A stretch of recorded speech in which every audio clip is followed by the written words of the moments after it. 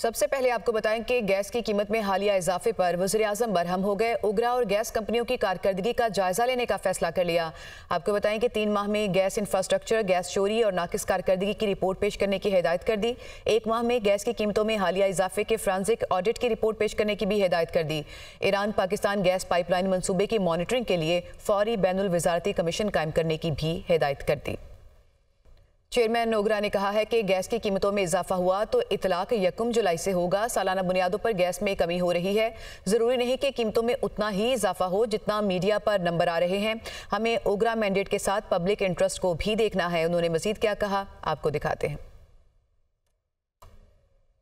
ज़रूरी नहीं है कि ये कीमत उतनी ही बढ़ जाए, हो सकता है कुछ कमी भी हो सकती है, क्योंकि हम जब इसको एनालाइज करते हैं तो बहुत सारी डायमेंशंस जो हैं वो देखी जाती हैं और कि जो हमारे घरेलू सार्फिन हैं हमें उनकी भी क़ुव्वत ख़रीद देखनी होती है। हमें ये भी देखना होता है कि जो हमारे तजारती सार्फिन हैं उनकी क्या रिक्वायरमेंट है और उसको हमने किस तरीके से बैलेंस आउट करना है।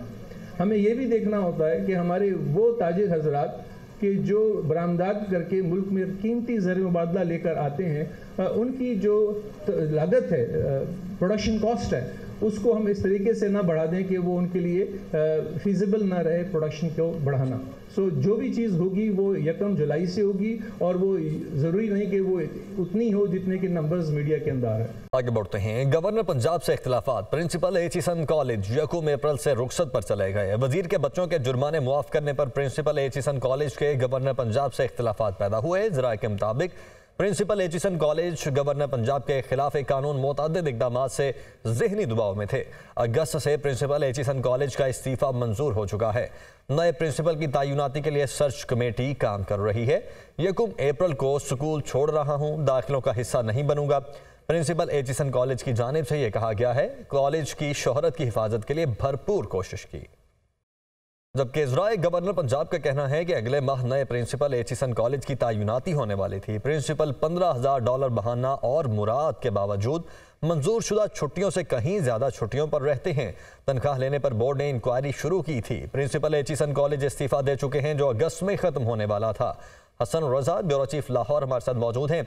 हसन, अब दूसरी साइड का वर्जन भी सामने आ चुका है, मजीद क्या डिटेल्स हैं? जो है वो इंकशाफात सामने आते चले जा रहे हैं। एक दूसरे के खतूत अगर देखा जाए तो जो गवर्नर पंजाब हैं उनका ये दावा है कि जो प्रिंसिपल की जानिब से जो मुराद ली गई उसका हम ऑडिट कर रहे हैं। फिर ये भी कहा गया कि उनकी जानिब से पहले ये इस्तीफ़ा कबूल हो चुका था। हमने अगस्त 2024 तक उनको काम जारी रखने की दरख्वास्त की थी, जिस पर वो काम कर रहे थे। लेकिन जो इल्ज़ामात सामने लग रहे हैं प्रिंसिपल थॉमसन की जानिब से वो बड़े अहम हैं। वो ये कह रहे हैं कि स्कूलों में सियासत और अकरबा परवरी की कोई जगह नहीं है। इस पर गवर्नर पंजाब की तरफ से कोई मौक़िफ़ सामने नहीं आया।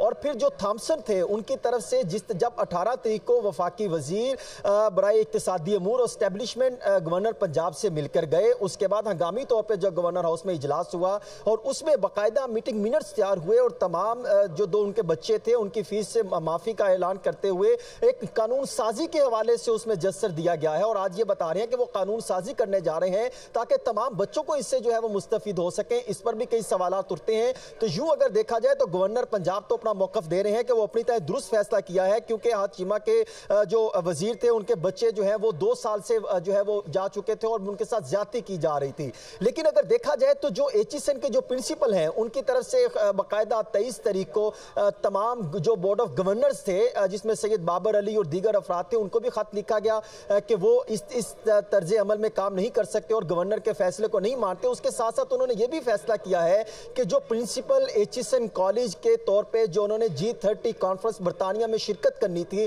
उन्होंने उसमें भी जाने से माजरत कर ली है। यूं अगर देखा जाए तो यह भी इल्जाम सामने लगता दिखाई दे रहा है गवर्नर हाउस पर कि 50 से ज्यादा तलबा के दाखिले करवाने का इंकशाफ हुआ है, उसकी भी तहकीकात होनी चाहिए। जो गवर्नर हाउस जो इस काम के लिए इस्तेमाल किया जाता रहा और एक लफ्ज इस्तेमाल किया गया कि इंतहाई नाकस हुक्मरानी के तसलसल मेरे पास कोई दूसरा रास्ता नहीं छोड़ा, यह प्रिंसिपल एचिसन की जानिब से कहा जा रहा है। और फिर इसके साथ साथ जो मैनेजमेंट कमेटी के सरबराह थे Syed Babar Ali, board of governor के मेंबर भी थे, वो भी 6 फरवरी को इस्तीफा दे चुके हैं। उनकी तरफ से यह कहा गया कि प्रिंसिपल ने बेहतरीन काम किया है और इन्होंने कैंपस को एक नई जो है जिंदगी दी है, तदरीस का मेयार काफी हद तक बेहतर किया प्रिंसिपल की तरफ से।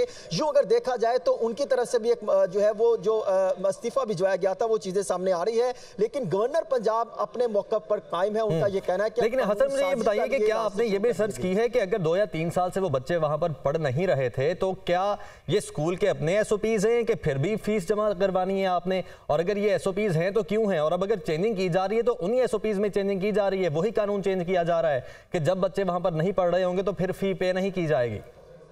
देखिए ये बात बिल्कुल दुरुस्त है कि जब बच्चे एचईसन में नहीं पढ़ रहे हों तो और जब फिर उनके लिए एक दरख्वास्त देना पड़ती है। वो एचईसन के जरिए ये दावा करते हैं कि हमें दरख्वास्त एक तो ताख़ीर से मिली, गैर हाजिरी और अदम अदायगी पर हमने बच्चों के नाम खारिज किए, क्योंकि अगर हम यहाँ से निकाल देंगे तो पूरा क्लास का सिस्टम डिस्टर्ब होता है, उसकी जगह हम दूसरा बच्चा नहीं ले सकते, हमारे पास फंडिंग के मसाइल है। तो ये उनका कहना है कि जो पॉलिसी मुरतब की गई थी वो पहले मैनेजमेंट कमेटी से डिसीजन होता, फिर गवर्नर के पास जाता, लेकिन गवर्नर पंजाब ने उसको बालाए ताक रखते हुए अपने इख्तियारात इस्तेमाल किए हैं जिस पर उनके तहफ़्फ़ुज़ात हैं। अलबत्ता बच्चे जो हैं वो 2022 से यहाँ पर नहीं थे, वो इस्लामाबाद में थे, वहाँ पर ज़ेरे तालीम थे और यहाँ पर भी फीस उनको देनी थी, जिसकी वजह से गवर्नर पंजाब तक जो है वो बच्चों की वालदा ने दरख्वास्त दी थी कि ये बिल्कुल वेव ऑफ कर दिए जाए। ठीक है, बहुत शुक्रिया हसन आपका। जबकि गवर्नर पंजाब कहते हैं कि एचईसन कॉलेज में फी मुआफी का मामला मुख्तलिफ अंदाज में पेश किया जा रहा है। आहत चीमा के बच्चों की फी मुआफी एचईसन कॉलेज में ना पढ़ने के बायस मुआफ की गई। आहत चीमा और उनकी अहलिया इस्लामाबाद शिफ्ट हो गए थे। बच्चों ने एचईसन कॉलेज में तालीमी सरगर्मियां छोड़ दी थीं। वज़ीर इत्तलात अता तारुर ने कहा है कि आहत चीमा के बच्चे एचईसन कॉलेज में 3 साल से नहीं पढ़ रहे थे। जब पढ़ नहीं रहे तो फीस किस बात की? इस मामले को गलत रंग दिया जा रहा है। उन्होंने फीस माफी का नहीं कहा, उनके बच्चे इस्लामाबाद के स्कूल में पढ़ रहे थे, ये उनका हक था। उनकी दरख्वास्त कानून के मुताबिक थी, जिस पर गवर्नर पंजाब ने फैसला दिया। वज़ीर इस्लामाबाद में न्यूज़ कॉन्फ्रेंस कर रहे थे।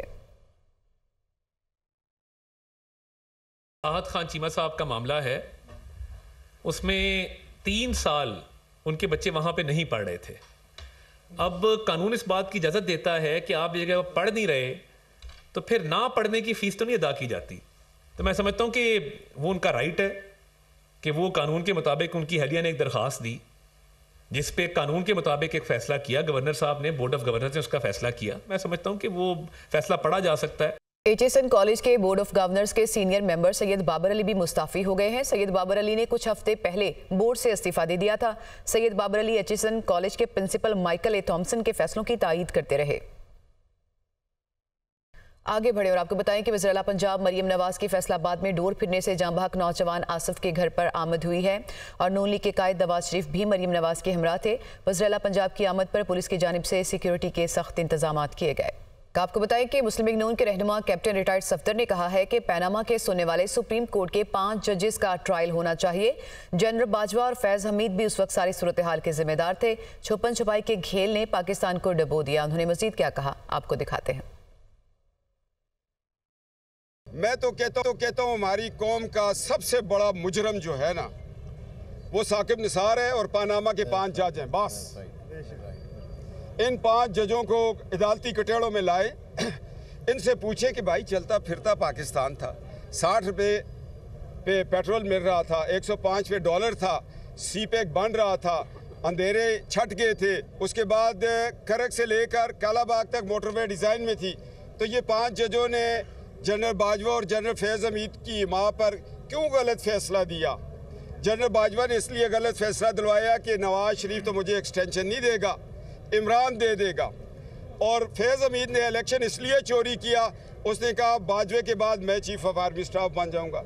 ये छुपा छुपाई की गेम ने पाकिस्तान को डुबो दिया। इस्लामाबाद हाई कोर्ट में साइफर केस में सजा के खिलाफ बानी पीटीआई और शाह महमूद कुरैशी की अपील पर समाअत हुई। साइफर ईमेल के जरिए कोडेड लैंग्वेज में आता है, ये इस्तफसार किया गया। चीफ जस्टिस आमिर फारूक की जानिब से ईमेल होती है तो फिर इसे डाउनलोड तो नहीं बल्कि पढ़ना कहा जाएगा, ये कहा गया चीफ जस्टिस की जानिब से।